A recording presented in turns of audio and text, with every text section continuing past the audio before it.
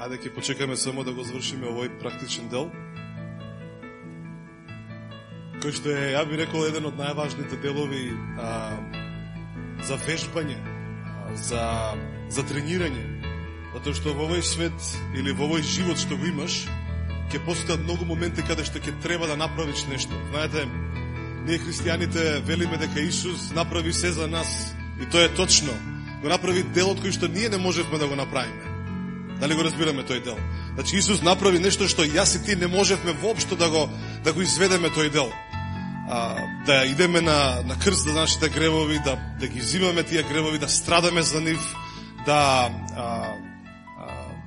бидеме тепани, или како да кажем, да бидеме убиени за тие гревови. Но Исус го направи тој дел. Но интересно е што Исус остави нешто кое што ние треба да го правиме. Значи, постои дел кој што ние не можеме да го направиме, не можевме да го направиме, и тој дел Исус го исполни. Но сега постои еден друг дел кој што е оставен за нас и ние можеме да го правиме тој дел. Дали го разбираме балансот помеѓу ова? Исус умре за тебе и веќе ништо не треба да правиш.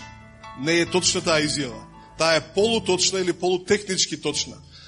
И затоа ние како христијани имаме можноста да вежбаме, да практикуваме љубов, да практикуваме да ги сакаме луѓето, да имаме трпение, да даваме, да бидеме дарежливи. И целиот овој наш живот што ќе го имаме дека на земјата ќе биде простор, место каде што ќе практикуваме и ќе можеме да видиме до каде сме со нештата. Знаете, дарежливоста е многу, ја би рекол, една од најпосакуваните работи во христијанскиот свет или во христијанскиот живот, а во исто време е како да кажем, најодбивната работа. Зошто? Затоа што живееме во такво општество каде што знаеме дека луѓето стварно се грабаат, нели се грабаат за повеќе и сакаат повеќе и работат за повеќе и секогаш е малку. И кога станува збор на едно духовно место како што е црква да се зборува за давање, некако луѓето го избегнуваат тој дел. Велат, не знам дали треба да зборуваш многу за дарежливост во црква, нели? Немој да ги манипулираш луѓето. И тоа ќе биде точно, тој страв ќе биде точен ако не е запишан во Словото. Но Словото многу јасно ни зборува, Библијата многу јасно ни зборува дека дарежливоста е проценката, ја има таа проценителна мок во твојот живот да видиш до каде си. Дали го разбираме овој дел? Постојат многу нешта, баш сега пред малку зборував со луѓето од Струмица, имаме група од Струмица тука дојдени, може малку да ги поздравите. Долг пат имаат да возат. И знаете, ти како духовен човек, како возрастен човек, да кажем, некој од вас се може би на, не знам, кој е овде, кој има 70 години, 80 години, некој каже, 90 години имам. И сега, во тие 90 години, да кажеме, ако некој 90 години, имал многу денови да се научи како луѓето размислуваат и како луѓето функционираат. Така, и еден човек кој што има многу искуство, да кажеме, има многу години, кога ќе се сретне со некој кој што е млад или помлад од него, и кога тој помладиот, да кажеме, на 50 години почнува да зборува нешто, овој на 90 не треба многу да проценува, веднаш му е јасно. Дали го разбираме тој дел? Затоа што го има искуството на годините и може да го процени човекот. Така, го проценуваш. Не треба да си психијатар, не треба да си психолог, не треба да си пророк, не треба да си премногу интелигентен, едноставно го проценуваш човекот. Така? Значи, постојат нешта кои што лесно ги проценуваш. Доаѓа некој човек и рипа, скока, нели, вели, јас све знам. И овој што е на 90 години го гледа и си вика, и се како ти кажам дека ти усвори ништо не знаеш? Како ти го објаснам тој дел? И овој што е на 90 години пробува некако со нежно да му објасни, дека не е баш така. Сега, постојат работи кои што ние може да ги процениме. Така ги проценуваме, но постојат работи кои што не можеме да ги процениме. Едноставно не ни се дадени, затоа што се во сферата на духовниот аспект. И затоа е некогаш, за некои работи е лесно да се процени, ама за некои работи тешко се проценуваат нештата. Или е потребно е друга врста на вежбање на сетилата да процениш нешто. Така, затоа што човек може многу лесно да дојде во било кој даден момент, на било кој дадено место со маска. Така, не мора да биде шминка, него маска. доаѓа насмеан или намуртен. Знаете, ако идете по улиците, ако имате таа можност да возите како што јас возам низ многу улици низ Скопје, и сега ја не ги омаловажувам тие луѓе, али луѓето кои што просат, например. Така?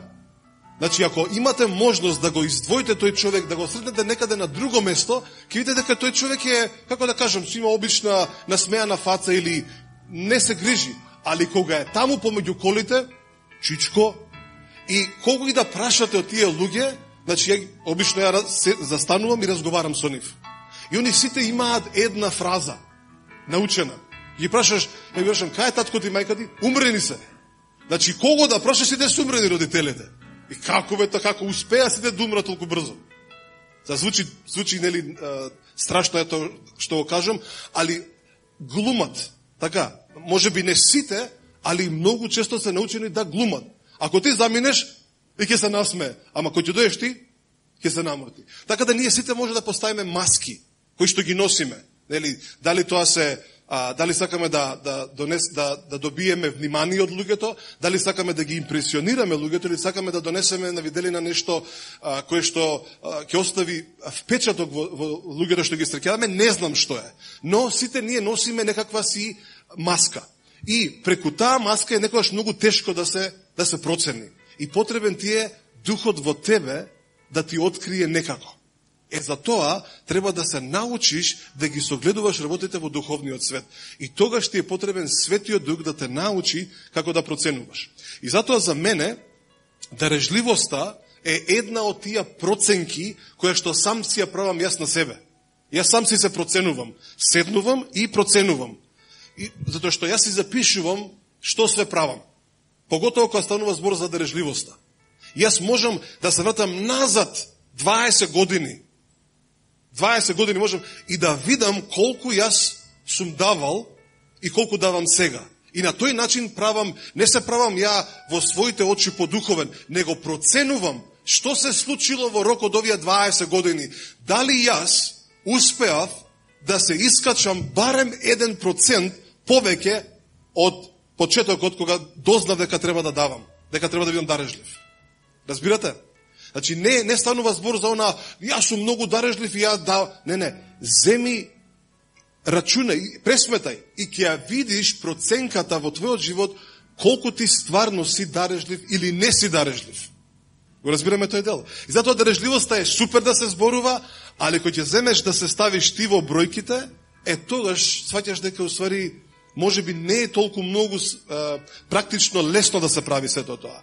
Јас се сеќавам кога еден човек кој што е многу повеќе години од мене во Христос го кажа следново во Господ. И вели вака: јас сум верен во моето давање. Јас се израдував. Викам, браво, одлично. Вели, ја од почетокот на мојот живот до сега јас давам рамно 10%.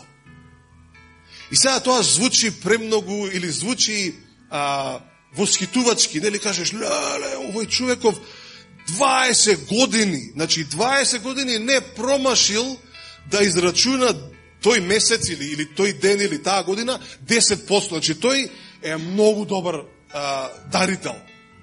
И сега во сите уши тоа звучи така, ама во моите не звучи така. Знаете како звучи во моите уши тоа? Овој човек уствари не разбрал што е дарежливоста. Он 30 години е, нели како да кажам, нарамно, ама уствари не разбрал што е суштината и што е целта на дарежливоста. Дарежливоста не е да ти си зацрташ толку и готово. Ја веќе не давам повеќе од тоа. Дарежливоста е да при секој еден ден, при секое едно разбудување и при секој една свесност дека, вау, види, жив сум, функционирам, можам да размислувам, можам да се движам, Господ е добар кон мене, Господ ми дава благодат, Господ ми дава среќа, не дава среќа, ми дава помазание, Господ ми дава здравје, Господ веќе ми дал здравје, и јас сега се велам, Господи, јас денеска осознавам колку си ти добар према мене. Заради тоа откровение денеска, јас навистина не знам што да направам. Едноставно сакам да направам нешто за тебе, Господи, што да направам? И пробувам сите делови во мојот живот да ги зголемам со моето правење нешто. Ама не смем да го оставам, да оставам и дарежливоста да си остане на исто ниво. Ја велам, Господи, јас сега сакам уште повеќе да бидам подарежлив, затоа што сега денеска разбирам колку си ти добар према мене. И моето откровение денеска е поголемо од тоа пред 20 години. Ја тогаш дознав дека ти си добар, али сега растејки, пораснав уште повеќе денеска и сваќам колку подобар си. И замислете да ајде како тоа математички, ако твојата почетна точка е негде 0 или 1 и сега си дошол до, не знам, агол 45, 48 или 49 степени, тоа е високо многу. И замисли сега твоето откровение е рипнало овдека, а твојата проценка или твоето дарежливост уште си стои овдека доле. Нешто има. Нешто не иде заедно. Твоето давање овдека на овалине, статично, а ти велиш дека твоето откровение за Господ отишло овдека некаде горе. Каде е проценката? Каде може заедно да ги ставиш тие две работи? И затоа, ако веќе тврдиш дека дека имаш откровение колку Бог е добар во твојот живот, јас верувам дека и нивото на дарежливоста мора да порасне во согласно со откровението твое што го имаш колку Бог е добар према тебе. Дали го разбираме овој дел? Друг пат ќе ви нацртам со линии, значи со ленјир, па со шестар ќе ви мерам, па да ви објаснам како тоа изгледа. Ја го имам тоа у главата, го гледам пред мене. И затоа не смееме да си дозволиме да дарежливоста остане на исто ниво. Мораме да растеме од таа дарежливост. Мораш да растеш, затоа што нема да биде еквивалентно исто со тоа што го тврдиш. Да, ти можеш да кажеш Господ е добар и Бог е супер, а твоите акции каде се? Една од акциите и една од управувањата е дарежливоста. Затоа дарежливоста е добра за проценка. И земи пресметај. Нема ништо лошо, нема ништо ѓаволско во тоа да седнеш да пресметуваш. Пресметај. Види колку си давал пред 5 години и види колку си давал денеска. И на тој начин ќе видиш, самиот ќе видиш, Господи, помогни ми да бидам подарежлив. Значи не тоа за осуда, кажеш, некој каже, Зоран ме осуди. Не те осудувам. Него само ти кажувам, нека Светиот Дух ти помогне да бидеш подарежлива личност. Затоа што тоа ќе биде тогаш еквивалентно или пак во иста линија со твоето откровение колку Бог е добар. Амен. Ова е многу добро. Како и да е. Ете, видиш дечкото колку добро знае. Значи, стварно е така. Ајде ќе збориме денеска за нешто што е, ја би рекол, за мене е многу популарно. Ја не знам за другите луѓе како е, али за мене е многу популарно затоа што е нешто што ја одржува душата да не падне во очај. Дали знаете што е зборот очај? Значи, не станува збор за чај, нели, чајот, него станува збор за состојба каде што веќе си изгубил видик за нештото што доаѓа, веќе немаш способност да видиш повеќе од моментот во кој што се наоѓаш, веќе немаш сила да действуваш во нештото што се поставени пред тебе, и веќе немаш енергија за да ги завршиш основните работи во животот. Значи, тоа се нарекува очај, кој што мнозина луѓе, иако не го тврдат дека се во очај, можеш да го видиш во нивните животи. Така, кога човек се откажува или пак со сите нешта манифестира, ние обично кога во христијанските кругови кога велиме манифестира, ние мислиме на манифестација на демони. Така размислуваме, така сме научени, ние викаме, тој манифестираше нешто. Или пак некој манифестирал, не знам, некоја си доблест, смеење. Дури ја мислам дека во христијанските кругови треба да има манифестација на смеење. Треба повеќе да има манифестација на смеење. Повеќе него што треба да има демонско манифестирање. Амен. Така да, ние сме научени, тој манифестира. Ќе кажеме на една сторија, која што звучи страшно, ама е реална. Бев во една црква, нема да ви кажувам во која, бев прв пат поканет да зборувам таму, група од некои си 150 луѓе, и може го имам кажу на овој пример, али мене ми сега моментов кога го зборував, се подсетив на него. И се замислите, луѓе не ме знаат. Прв пат во живот проповедам таму. Собрани луѓе, сала пуна, и ја како што објаснував нешто, нели си објаснуваш, мрдаш со рацете, и нешто кажав, нешто реков, Исус е Господ. И знаете како да нели, кој ќе испратите нешто, нели, Исус е Господ. Во тој момент, значи за тие кои што се плашат, ова не е за плашење, него ќе ве отплашам после. Во тој момент, негде таму некаде во луѓето, една девојка, жена, одеднаш паѓа, значи седи во столчето, одеднаш нешто ја удира од овдека од позади, со главата гудира подот, што е многу тешко. Значи тешко ми да се наведнам, значи едноставно нешто ја удира од главата, паѓа на подот и го крши носот. Станува целата со крв и сите викаат срцев напад. Знаете, она луѓе паничат, викаат, леле, што е ова? Ја викам, луѓе, не е срцев напад, него ова е нешто духовно.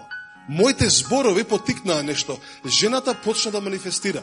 И почна да вика, ти лажеш, ти лажеш, Исус не е Господ, Христос не е жив. Ја викам, аха, нешто почна да се манифестира. Значи, нешто почна да се судира со вистината што излегува од мојата уста.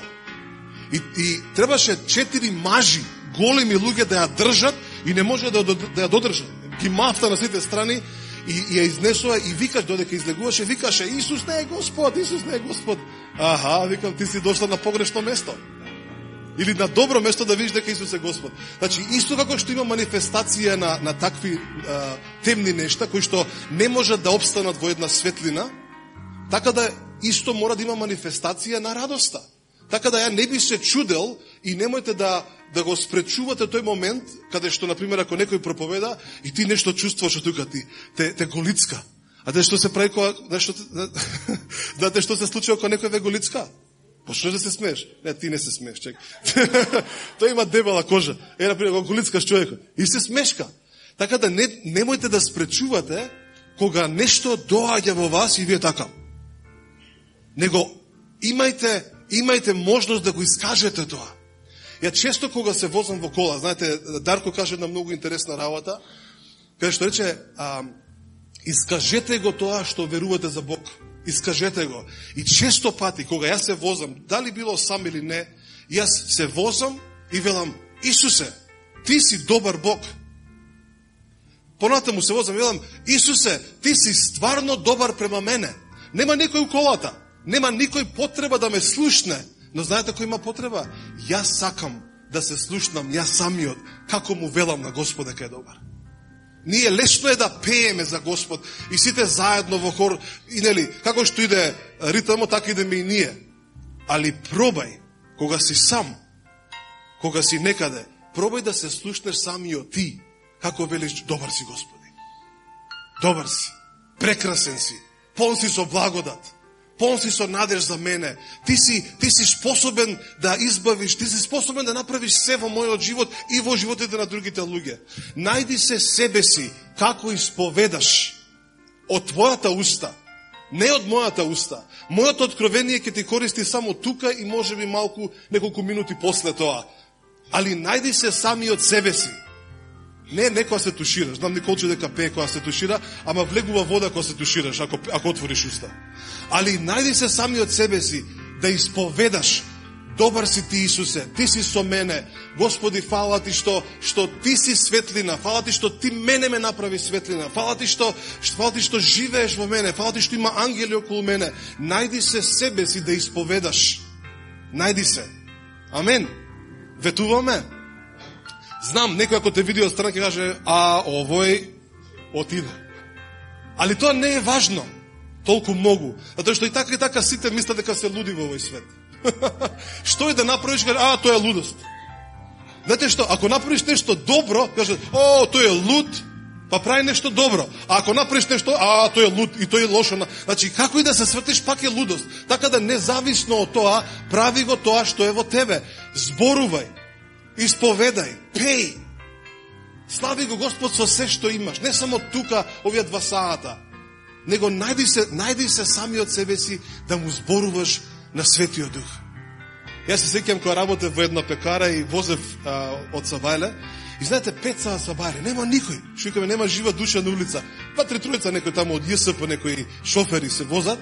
И ја пеам у тоа тамче, возев едно старо, пеам во тоа тамчето ама од цел глас пеам, викам, Господи, ти си Господ врз Скопје, ти, затоа што го слушав Фоджа да пееш, викам, ти ќе пееш, а ја нема да пеам, ќе пеам и јас.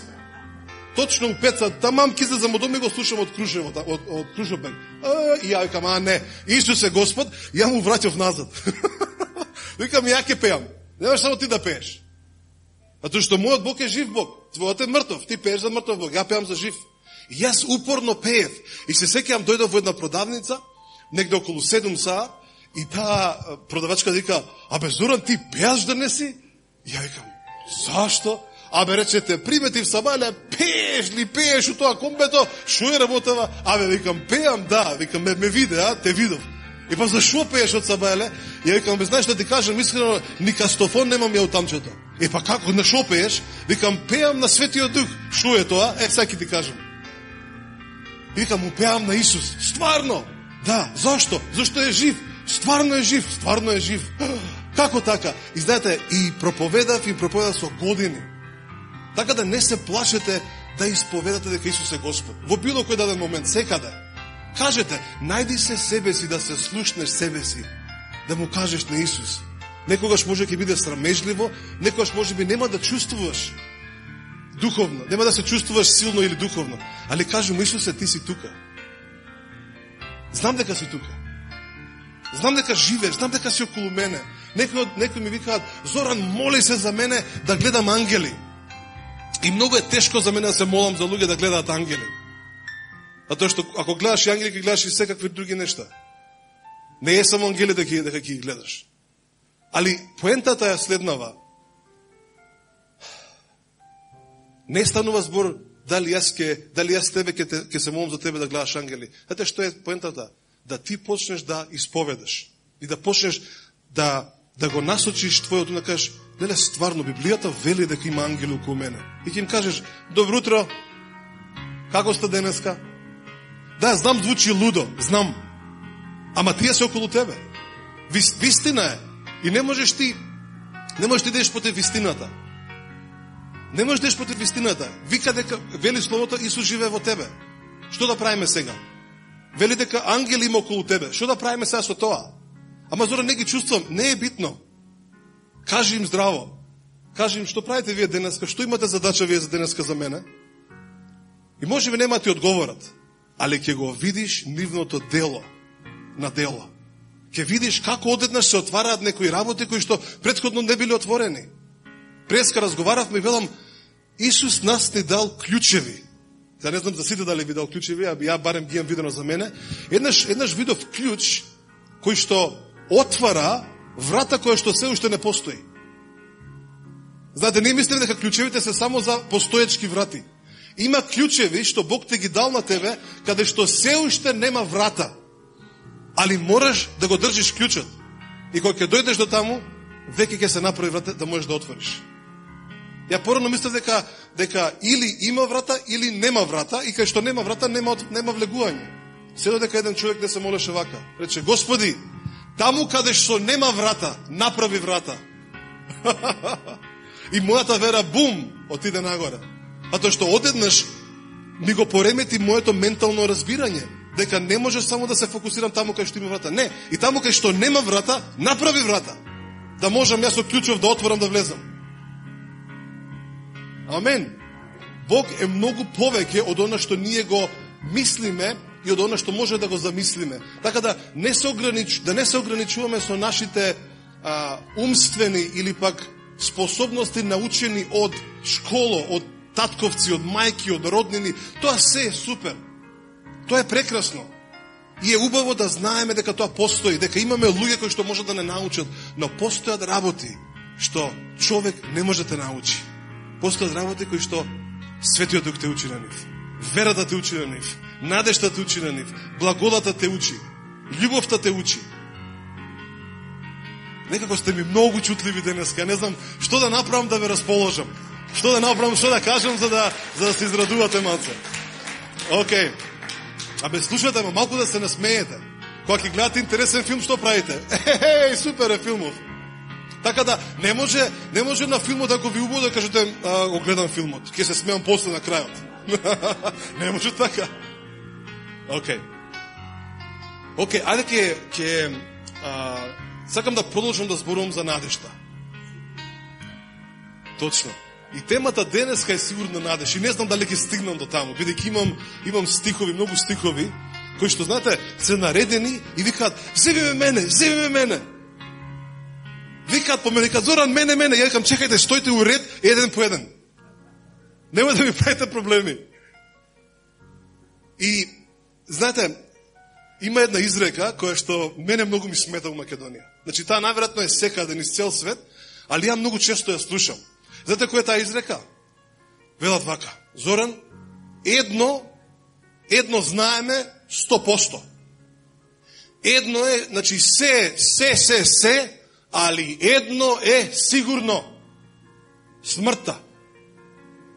Значи, се друго е, нели, илузија, се друго е човечка замисла, али смртта е сигурна. Се додека Светиот Дух ми каже еднаш, не е точно. Посигурно од смртта е надежта. Посигурно од смртта е Христос. Посигурно од смртта е вечниот живот. Така да, знам дека за мнозина тоа е реалност. И велат, да, нема, значи се, али сигурно, значи на крај човек сигурно умира. Ја некако не сум уверен во тоа. Не сум сигурен дека е баш така. Дури и тој дел за умирањето, не сум сигурен. Али ја да не бе оптеретувам многу со тие работи. Али, ќе ви кажам дека посигурна работа од смртта е надежта. А тоа што надежта ниту умира последна, бидејќи нема можност да умре, бидејќи е вечна. Не може да умре. И не може да умре не само што е вечна, него и жива. И не само што е жива, него е и славна. И не само што е славна, него е сврста. И не само што е сврста, него е и сигурна. И има еден стих, ајде ќе прочитаме неколку стихови, ајде ќе отвориме во, пред да отвориш таму, оди во 1 Петрова, 1 глава, 3 стих. И тука Петар го пишува првото писмо. Петар го пишува првото писмо на луѓето христијани во тоа време, кои што се под силен притисок.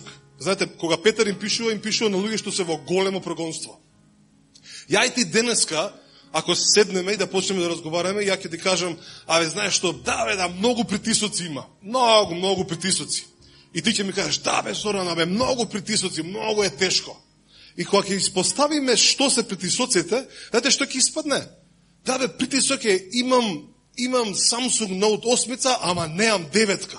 Многу голем притисок чувствувам денеска.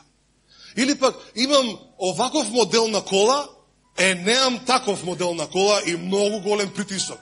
И ќе се испостави дека ти си имал некој минорна работа, некоја, да речам, себична идеја и нашите притисоци ќе бидат на крај смешни во очите на било кој човек. И џабе да се мислиме дека ние сме во голем притисок. Многу ни е тешко на нас у Македонија.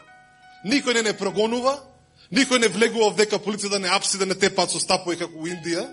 Никој не ни забранува да пееме за Господ, еве Илија почна да пее. Значи, никој нас не спречува да ништо да правиме и многу бил голем притисокот врз нас. Многу ни е тешко на нас христијаните туку у Македонија. Многу е тешко. И Петар им пишува на луѓе кои што губат куки, губат жени, губат мажи, губат деца, ги тепаат, ги бркаат, не сме да проповедаат, не сме да зборуваат ништо за Господ. По големо прогонство се наоѓаат овие луѓе. И почнува Петар. И вика, благословен да е Бог, таткото на нашиот Господ Исус Христос, кој по својата голема милост не роди одново за што? За жива надеж преку воскресението на Исус Христос од мртвите. Значи, ти си сега роден за жива надеж. И постои жива надеж во тебе. Кој што е жива, која што не умира. Така да го тргнете тоа на страна, надеж што умира последна, не умира. Не умира, жива е. И уште повеќе, не дека таа надеж е негде далеку, некаде во некоја друга држава. Знаете што е страшната работа? Што надежта, ако си го примил Христос, живее во тебе. Ајде кажам една изјава, која што не е моја изјава, всушност е сон, али морам да го поистоветувам со тоа што го зборувам, за да може барем од малку некаде да се доближи до вас или да стане близко на разумноста, па да може разумноста да се навикне. Знаете, има многу работи кои што јас и ти ги мислиме. И некои тие мисли се стари мисли. Може да се 5 години, може да се 10 години, може да се 20 години. И кога ќе дојде нова мисла, знаете што се случува? Веднаш бива тргната на страна. Зошто? Бидејќи не сме навикнати на новите мисли. Дали некој сте го искусиле ова? Сигурно сте го искусиле. Поготоа ако сте ме слушале мене, сигурно сте го искусиле. Ако сте ме слушале. Ако не сте ме слушале, тогаш си е истото. Или пак подобро да кажем, ако сте го слушале Светиот Дух. Светиот Дух никогаш нема да ве остави со истите мисли. Зошто? Бидејќи секогаш ќе ви дава нови мисли, за да ве предизвикува да го смените размислувањето, за да може да растете во неговата волја. Словото многу јасно ни вели, не се сообразувајте со навиките на овој свет. Што значи навиките на овој свет? Се си останува исто. Немој ти ништо да менуваш. Се мора да биде традиционално. И кој ќе се појави некој нетрадиционален, веднаш бива осуден или презрен. Кој ќе се јави некој нерелигиозен човек, веднаш викаат, ау, кој си ти? Нанов, нешто, како ги викаат, нововерец си ти? Или ти си нешто ново сега? Што е работава? Значи, секоја нова мисла донесува предизвик и донесува отфрленост, најпрво. А потоа, може би, луѓето се навикнуваат на таа нова мисла, за да стане дел од нив, за да после некој време пак стане стара мисла. Да, пак ќе си остари. После 20-30 години пак ќе остари. Кај отидов сега? Некаде отидов. Надежта е жива. Да. Некој ме сонувал, нема да кажам кој, и во сонот, вели, Зоран, те видов, ова е таа нова мисла, вели, те видов тебе и те видов дека ти си изворот на благодата. И првата реакција кај мене беше, немој така да збориш. Нели, немој така да зборуваш. А знаете што беше втората мисла? Точно е. И за мене, и за тебе. Видете, врати се назад. Каква е оваа надеж? Жива. Ако таа надеж е во тебе, каква е? Жива е. Ако е постојано жива, што те прави тебе тоа? Тебе те прави извор на таа надеж. Бидејќи сега ти таа веќе почнала да живее во тебе. Исус вика вака, вели, од вашата утроба ќе излегуваат што? Реки на што? На жива вода. И Исус им вели на друго место, на една жена вика, ако се напиеш од оваа вода, пак ќе ожедниш. Али ако се напиеш од оваа вода што јас ти ја давам, никогаш нема да ожедниш. И сега, ако надежта живее во тебе, и ако надежта е жива во тебе, што те прави тебе тоа? Тебе те прави извор на таа жива надеж. Зошто? Како прво те прави носител на таа надеж. Ако те прави носител, тоа значи дека ти каде да одиш, ја донесуваш таа жива надеж кон луѓето. Тоа тебе те прави во нивните очи изворот на надежта за нив. Ако ја носиш благодата во тебе, ако благодата ти е дадена, и ако Павле вели вака, ајде само најди го овој стих, Ефешени, 3 глава, 2 стих. Иако Павле вели за себе си, дека тој е администраторот на Божјата благодат што му била дадена, што тогаш Павле станува? Павле станува изворот на таа благодат. Зошто? Бидејќи ја добил во него и сега може да ја дава. Може да ја распределува. А каква е благодата? Исто како надежта. Таа е жива. Таа е делотворна. Иначе, ти сега, независно дали го разбираш тој момент или не, дали го сваќаш, ти си изворот на благодата, ти си изворот на надежта, ти си изворот на светлината. Ние пеевме една песна и може би ќе ја коригираме некогаш, каде што вели, Исусе, ти си светлината на овој свет. Така? И нема ништо лошо во тоа. Ако немаш уште еден стих, каде што Исус вели, знаете што? Сега сте вие светлината на овој свет. Значи, да не постоеше тој стих, ќе си пеевме до крај на живот, ќе пеевме Исусе, ти си светлината на овој свет. Ама Исус вика, не. Сега вие сте солта и светлината на овој свет. Ако ти си сега светлината на овој свет, ако ја носиш, што те прави тебе? Тебе те прави извор на што? На светлина. Ви кажам дека е малку тешка мислата, али ако и дадете малку внимание и ако малку прочитате повеќе во вашата Библија, ќе видите дека ова не е контрадикторно. Ова не е нешто што не постои, него е дел од нашите животи. Ако ти можеш да кажеш дека ако ти охрабруваш некој човек, окей, што да прави тебе тоа автоматски? Охрабрителот, изворот на охрабрувањето. Павле, тоест Исус вели за Светиот Дух, го нарекува Светиот Дух Параклетос. Така, утешителот, оној кој што утешува луѓе. Зашто утешува? Бидејќи тоа е својствено за него, бидејќи е дел од неговата природа. На друго место Павле им вели во Филипјаните и вели, а вие охрабрувајте се еден со друг. Грчкиот збор таму е параклесис, што значи вие бидете исти како Светиот Дух, бидете изворот на охрабрувањето. Еднаш сте охрабрени и веќе вие сте сега изворот на охрабрувањето. Знаете, некогаш е својствено за тебе, како личност, да дојдеш во една група на луѓе и веднаш луѓе кажат, леле, кога ти дојде, чувствувам убавина, чувствувам слобода, чувствувам пријатно се чувствувам во твоето присуство. А ти ништо посебно не направи, ти само дојде, седна и само си седеше. Ама луѓето околу тебе реагираат и велат, леле, колку е пријатно во твоето присуство. Што те прави тебе тоа? Те прави изворот на тоа пријатно присуство во тие луѓе. Ти не се трудиш, не мислиш, не планираше, не стенкаше и каже да станам извор на пријатност. Него едноставно ти си дел, или тоа е дел од тебе и ти го продуцираш тоа без напор. Знаете, да се биде христолик, не може да го правиш со напор. Не се прави со напор. Христоликоста не се прави со напор. Христоликоста се живее. Таа продуцира внатре од тебе. Ајде само ќе најдем еден стих, само да ви кажам дека постои начин каде што надежта може да се продуцира од тебе. Значи, таа може, знаете, може да живее во тебе, ама ти да не ја продуцираш или да не ја манифестираш.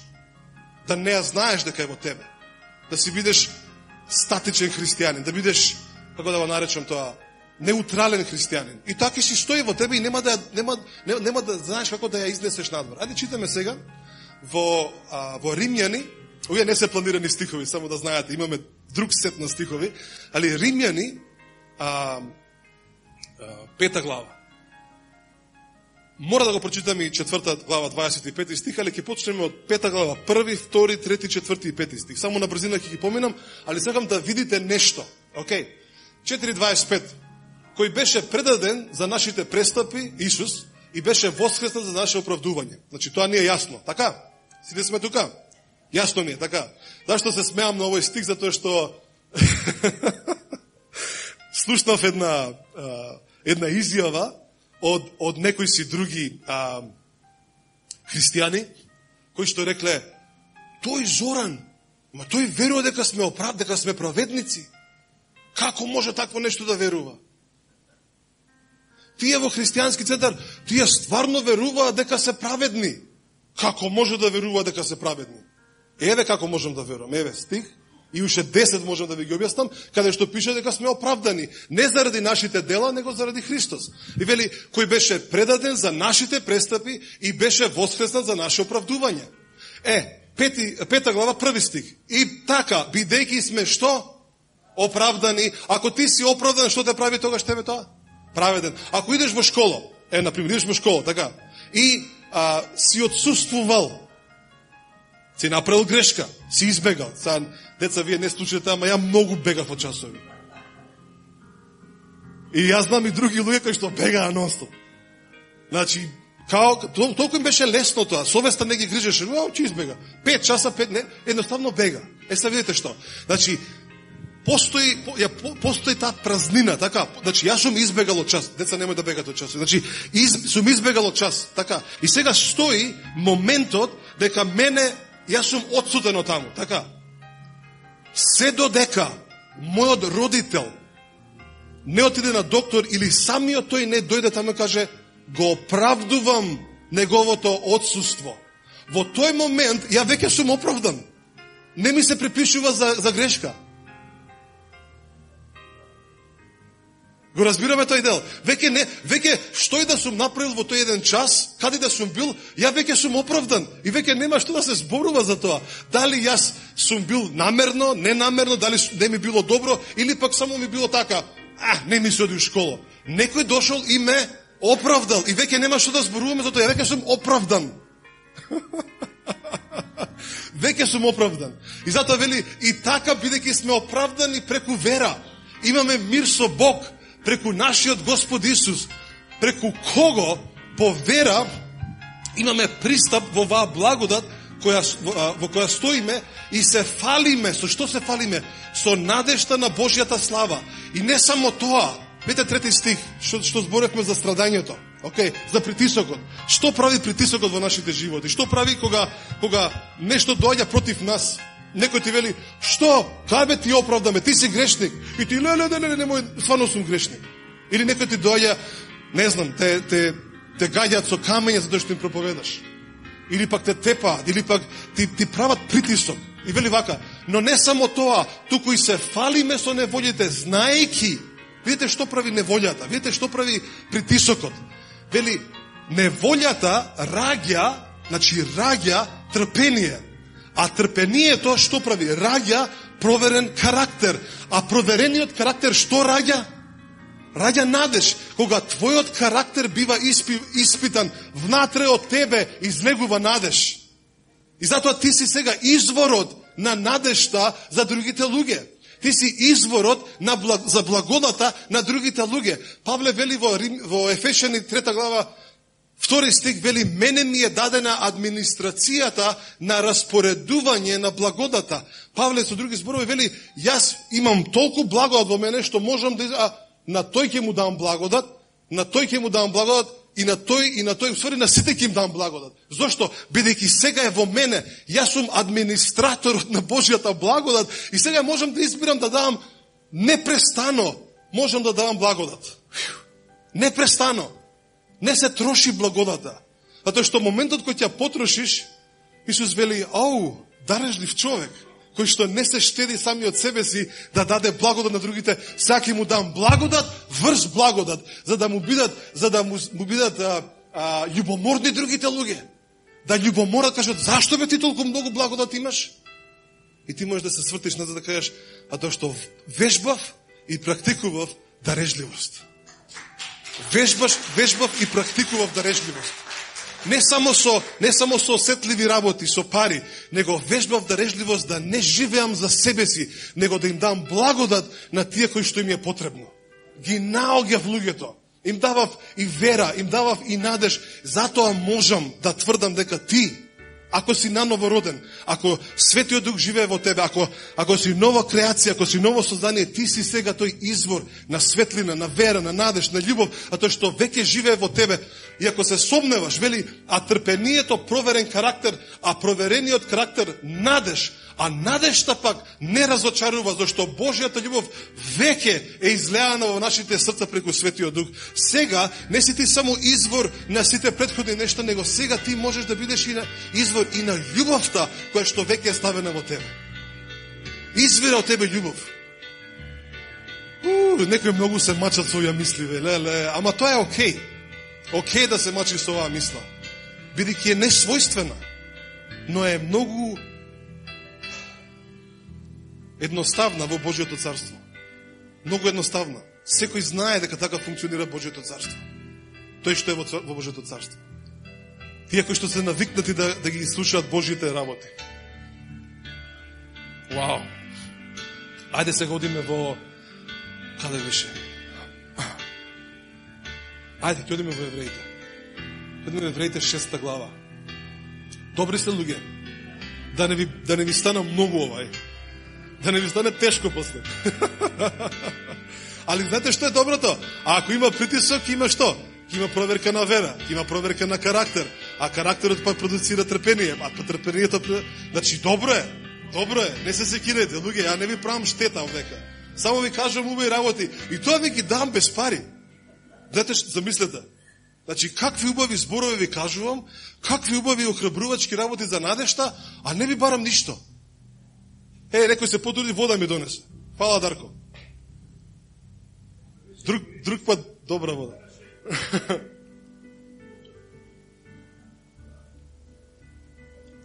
6 глава 11 стих. Слава ти, Господи Исусе, фала ти за твојата љубов, фала ти што не направи извор, фала ти што ќе почнеме да се менуваме од вера во вера, од слава во слава. И фала ти што ние не сакаме да бидеме тие кои што го спречуваат Божјото царство да се манифестира. И ние со нашите успорени мисли и со стари мисли ние велиме не сакаме да бидеме пречката, не сакаме да бидеме моментот кој што ќе спречува да твоето царство, да таа надеж што е ставена во нас да не биде излеана.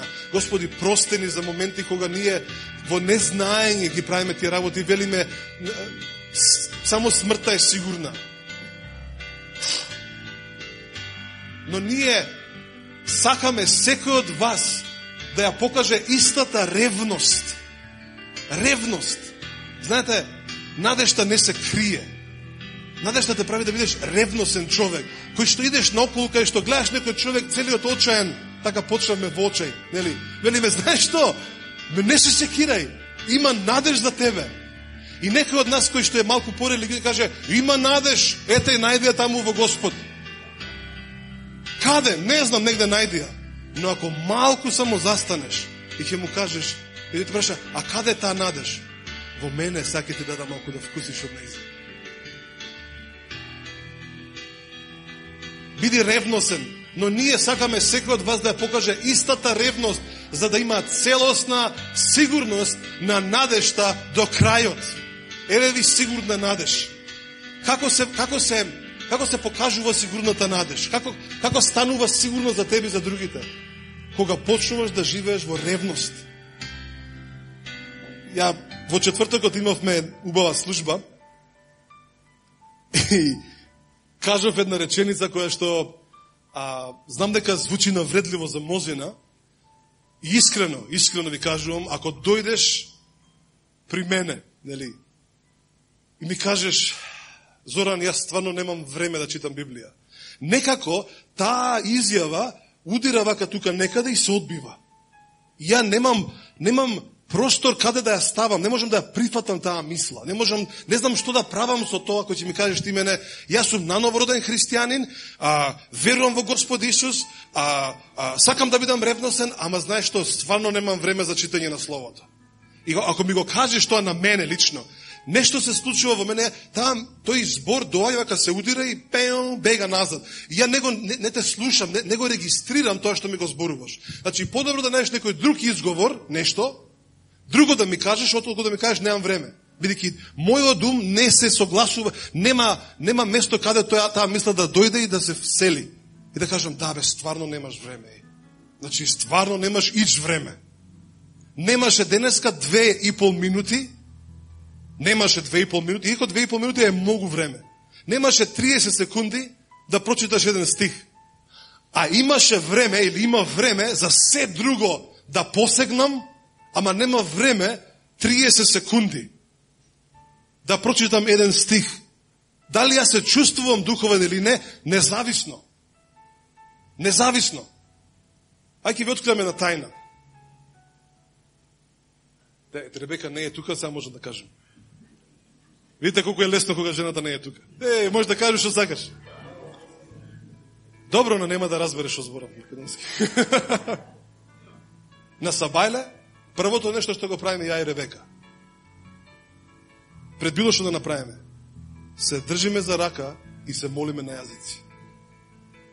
Да, не се чувствувам воопшто да се молам на јазици, не се чувствувам воопшто духовен. Ми се прават други работи. Нешто друго, али првото нешто што го правиме, се држиме за рака и збориме на јазици. И се молиме за тебе. Те благословуваме тебе. Најпрво. А после ги благословуваме другите цркви. Па ги благословуваме сите христијани. Сакам да кажам, не се многу често викам, леле, каде, пак ли денеска? Ја, духовниот човек. И не ни сакам некогаш, не се чувствувам духовен, знаете, кога е топло и сте на море, викате, леле, брзо да рипаме у водата. Ама ако отиде на минус 15, викаш, леле, какво пливање? Нема шанси да пливам. И некогаш не се чувствуваме да зборуваме на јазици. Ама ние заради ревноста, велиме, ќе зборам, ама ќе зборам, ќе се молам, ќе ги благословам луѓето. Не се чувствувам да ги, ама ќе го правам тоа. Ревноста те прави да тоа што е во тебе станува посигурно. Така да ако ќе ми кажеш ти, немам време да читам Библија, не те разбирам. Може би треба да ми кажеш на англиски или на турски или на кинески. Може би некако ќе те разбирам нешто дека пробуваш да направиш. Ама ако ми кажеш на македонски дека не читаш слово и дека немаш време, не те разбирам. Така да не се обидувај со мене. Не пробувај. Ајде да има 19 стих. Ви реков дека ќе ви кажам стихови дека надежта е сигурна. Ви кажав?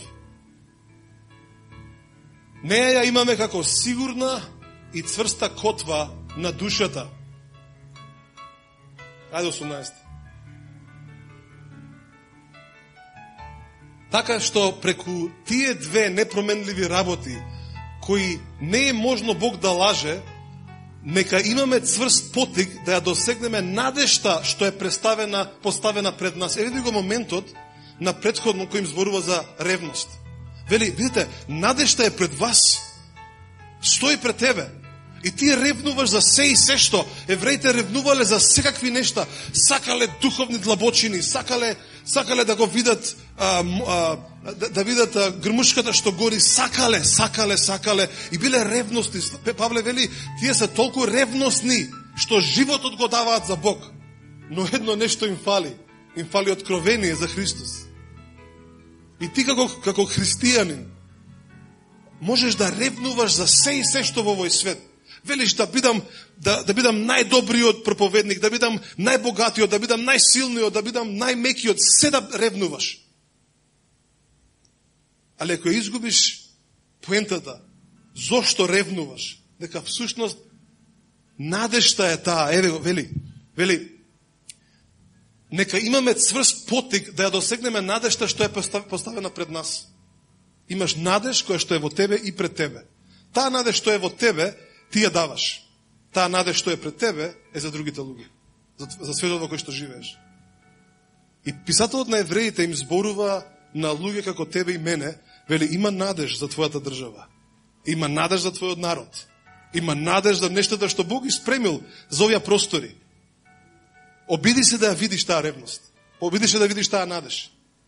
Не се радувај само на таа што е во тебе, него види таа што е пред тебе. Зошто? Зашто имаме како сигурна и цврста котва на душата, која навлегува и зад завесата, каде што Исус влезе за нас како претходник, откако стана вечен и врховен свештеник според редот Мелхиседеков. Значи, сега веќе нема завеси. Кога јас идам на служби низ светов, и кога во ваква некоја атмосфера, и кога ќе го слушнам проповедникот, кој ќе каже, ајде сега дојдете кај олтарот. Мене одма ми се врти вако глава, како... И ведам, што збори човекот, каков олтар, каква завеса. Завесата беше поделена на две, веќе не постои завеса. Зошто? Бидејќи Исус влезе и ја раздели. И сега Исус е завесата, или по-да кажем, Исус е светото место каде што ние влегуваме или влеговме. Така да кога идете во овие зградиве, шарениве згради, големиве згради, кои што ги нарекуваат црква, кои ќе видите завеса, тоа е само стара слика. Они се уште живеат со старите мисли. Они не дозволиле да Светот Дух да ми објасни дека Христос ја исцепи завесата. Веќе не постои олтар, каде што јас и ти доаѓаме. Исус самиот е. живата субстанца во која што ние влегуваме и живееме преку нејзе. Може уште некој стих? Ајде само уште еден стих. Овој може би не е целосно поврзан со кој не остане. Ти пратив некој стихови, не знам да ги најдам.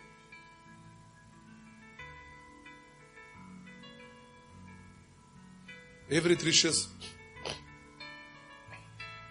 А Христос, ајде завршиме со овој стих, иако имам и други стихови кои што можеме да ги изучуваме, но некојаш се велам дали е потребно премногу стихови, бидејќи стиховите не те ослободуваат. Знаете што стиховите потврдуваат? Овој стих само ќе ти потврди дека имаш тоа во тебе, но твојата одлука ќе донесе на видели на тоа што го имаш во тебе. Дали го разбираме тој дел? Значи, ја можеме, Александар кој проповеда ви дава по 30 стихови. И тоа супер е. И сите се чувствуваме, леле, стварно било така. И другиот стих, леле, стварно било така. Третиот, леле, уште, леле, и цело време, леле, и цело време се чудиме, стварно е така. И тоа е така како вистина. Но, ако не го практикуваш во твојот живот, ако не делуваш во него, ќе остане само вистина запишена на хартија. И ја колку стихови да ви цитирам, или пак колку и стихови ти да знаеш, не ти вредат. Ако не ги применуваш, ако не ти станат живи, ако не си изворот на тоа слово. Затоа Словото вели дека Божјото Слово е светилка, како лампа на нозете, и е светилка на патот по кој што одиме. Мислам дека е Псалм 119, некаде. 119-124. Можно ли е 124? Да. Мислам дека 119 е најдолгиот псалм. И видете, тоа беше Стар Завет. А тоа што лампата тогаш беше вака носена. Сега знаете кај се носи? Преку твоите очи. Зато Словото вели, ако очите не се чисти, ти гледаш прљаво. И затоа гледај преку очите на Христос. Гледај преку светлината, нека таа светлина излегува низ твоите очи. Словото не вели дека очите се огледалото на душата. Знаеш што? Ајде кога ќе погледнам во твоите очи да видам светлина. Да не видам грижа, да не видам страв, да не видам очај. Ајде нека кога било кој ќе погледне во твоите очи да каже, што е бре ово, што имаш ти, што носиш, на што си ти, нешто си пиел, не сум пиел, нешто си земал, не сум земал, нешто си, да, сум направил, бев ревносен, денеска го исповедав Христос. И затоа мојата душа е цврста и не се пореметува од било какви придвижувања во овој свет. Ајде ќе очитаме до крај. А Христос беше верен како син на својот дом, а негов дом сме ние. И ако докрај ги дочуваме смелоста и радоста на нашата надеж. Постои момент каде што ти ја чуваш надежта во твојот живот. Знаете како? Преку радоста. Затоа ви зборував на почетокот. Манифестирајте радост. Смеј се кога не ти се смее. Научи се да правиш нешто што е својствено за Светиот Дух. Научи се да бидеш човек кој што дистрибутира праведност, радост, мир во Светиот Дух. Римјани 14:17, а Божјото царство не се состои само од јадење и пиење, туку е праведност, радост, мир во Светиот Дух.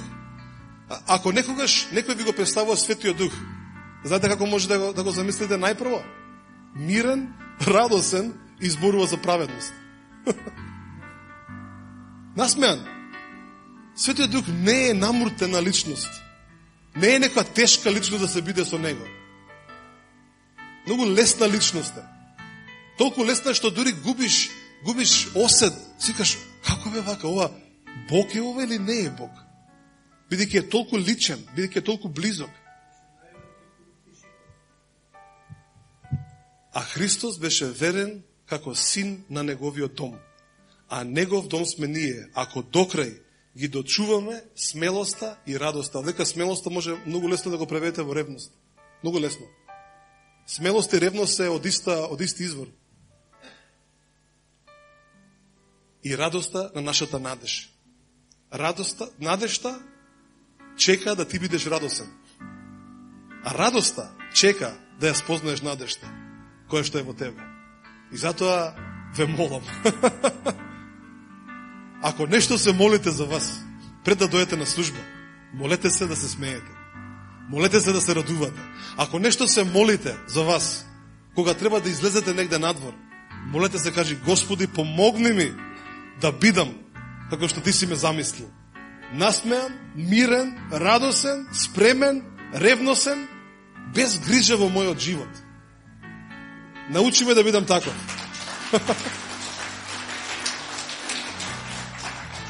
Заради надежта, бидејќи сега јас сум изборот на овие работи. Веќе не постои изговор. Ја многу пати, знаете што се молам? А и веќе почнува тоа да се случува. Да носиме по шарени јалишта. Ја порано сум се молал за тоа, викам, Господи, немој христијаните да носат темни јалишта. По-радосни, затоа што тоа е израз е. И ја гледам повеќе, пошаренило е сега. Имаше моменти каде што ја се плашев од вас. Сите у темно се носи, викам, што е работава? На автобус идам, сите се у темно облечени. Идам у бурекджилница, сите се у темно облечени. Идам некаде, све у темно облечени. Металци сите, да. Јас сум металец од душата малце, ама пак носам шарено. Не се шегувам. Океј. Јас се надевам дека ова е доволно. За денеска. Пак ќе кажам, дозволете да овие мисли да продуцира, да работат во вас. И ќе видите дека навистина Бог е многу подобро тоа што ние го замислуваме. И знам дека е тешко некој да каже, како бе ја да бидам извор на тоа? Ете, читай условото и ќе видиш дека си избор. Ќе видиш дека е вистина. Така да не се мачи со тоа, Зоран рече вака, не. Мачи се со тоа што мислиш. И најди го тоа во Словото. И ќе ти биде многу полесно, бидејќи ќе се најдеш кој си ти. Ај вака ќе направиме.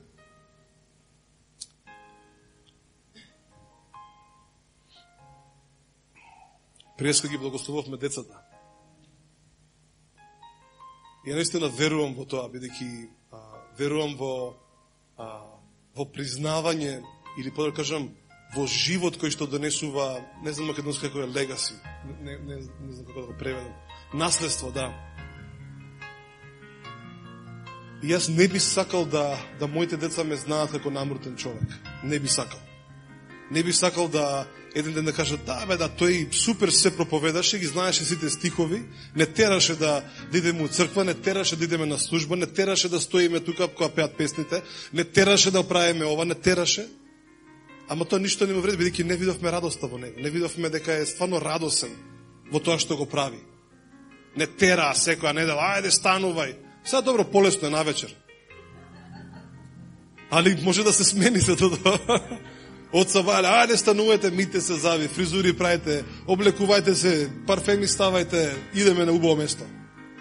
Знаете, не би сакал да некој од таа генерација, да еден ден и за тебе и за мене, да каже, подалеку од нив, ми го загорчија животот за ништо. Бидејќи зборува, правеа, ама немаше ништо во тоа, не го видов тоа во нив. Знаете што зборувавме на почетокот за проценка? Има работи што можеш да ги скриеш, али после некој време се откриваат.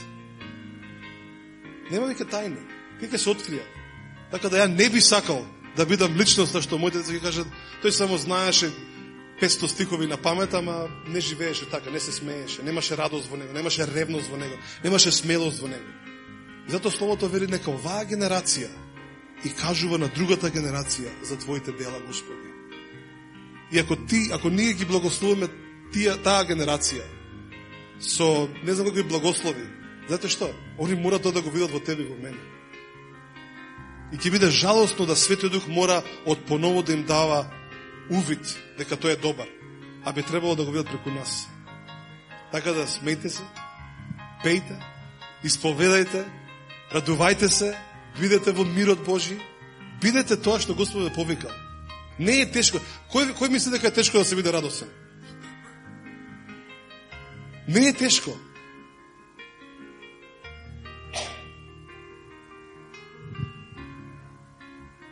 Уште од преска и не знам како се вика дечкото, човекот, али уште од самиот почеток има многу големо внимание врз тебе. Може да ти зборам на дечкото позади Стево.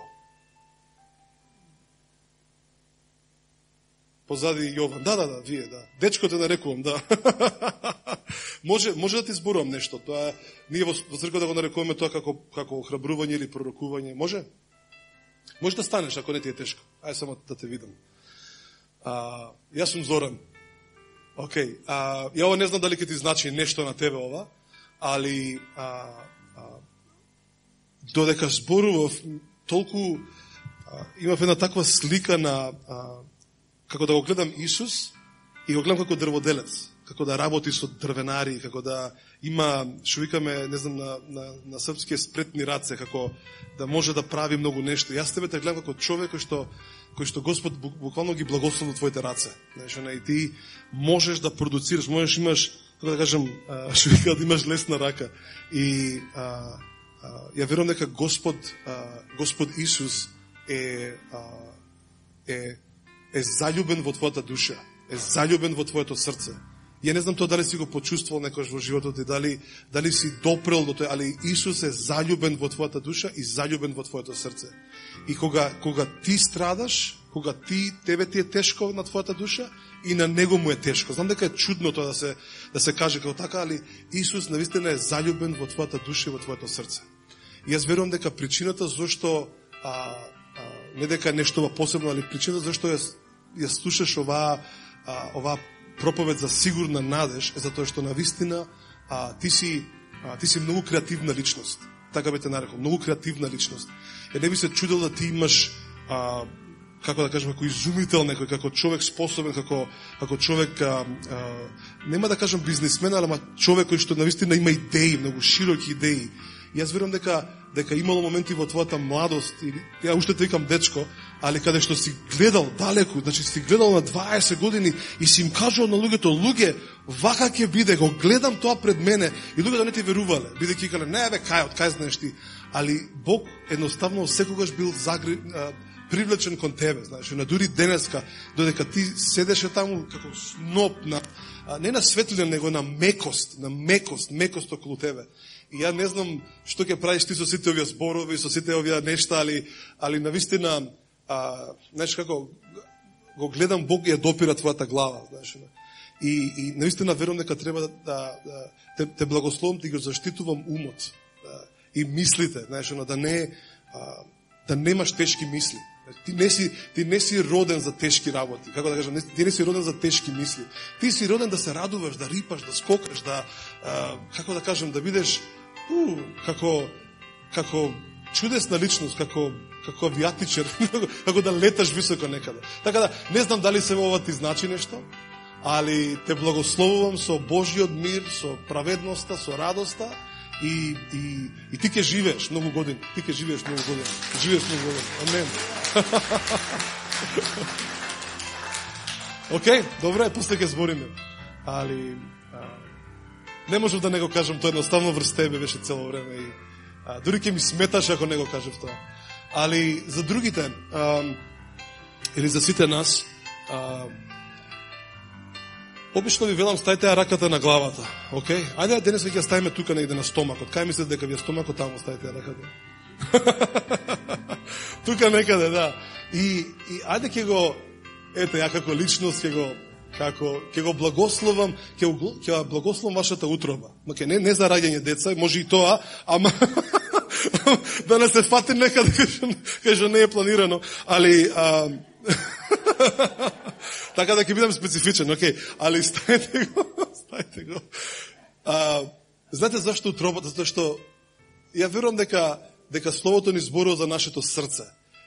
И длабочина. Ја верувам дека срцето е тука некаде. Значи нели сите знаат дека е тука некаде, но ја верувам дека тука е некаде во утробата. Така барем Исус вели. Ја дека ќе благословам ги благословам нашите утроби наистина да извира реки на жива вода и на жива надеж. И Господи Исусе, фала ти што ти беше примерот. Ти го покажа примерот на таа жена таму кај изворот и кажа дека ако пиеш од водата што јас ти ја давам, никогаш нема да ожедниш. И ти ни го остави тоа како пример, како нешто што нас ќе не следи. И ние јас сега ја благословувам секоја утроба овдека за тие реки на жива вода да извираат постојано. И да знаеме дека сме извор на жива вода, дека сме извор на благодат, дека сме извор на надеж, дека сме извор на вера, дека сме извор на светлина, дека сме извор на сол, дека сме извор на зачин по животот, дека сме извор на убавина, дека сме извор на радост, извор на мир, извор на праведност, извор на небеските убавини, извор на сила, извор на исцеление, извор на сила која што донесува промена, извор на клучеви во нашите животи, извор на финансии во нашите животи, извор на секаков пробив кој што ни е потребен, извор на авторитет, извор на убавина, извор на креативност. И Господи, фала Ти за целиот тој извор кој што си го ставил во нас. И фала Ти што ние не се фалиме со него како да е тоа нешто наше дело, него тоа е Твое дело, Твоја убавина во нас. Ние сме Твое создание, ние сме Твоја поема. И извор на музика, извор на пеење, извор на смеење, извор на шарени алишта, извор на убави ткаени, но извор на благодарност. И Господи, фала Ти што Ти така велиш дека ние сме тоа. Ние само се согласуваме со Тебе, Господи Исусе. И затоа ги благословувам сите присутни во оваа соба, да го доживеат ова во нивните животи, да доживеат радост, да доживеат мир, што овој свет не го разбира. Господи, фала Ти во името на Твојот Син Исус. Фала Ти што ова е за Твоја слава. И Те благословуваме и велиме, Те сакаме, Исусе, Те сакаме, Свети Душе, Те сакаме, Татко, Те сакаме бидејќи Ти не засака. И Ти не научи да љубиме. И не учиш како да љубиме уште повеќе, да растеме во таа љубов. Татко, фала Ти во името на Исус. Исус прекрасен. Амен, амен. Вау. Вау. Вау. Океј.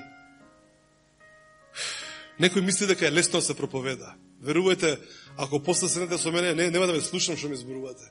Бидејќи ќе бидам толку обземен со таа убавина која што излегуваш овие не знам колку минути.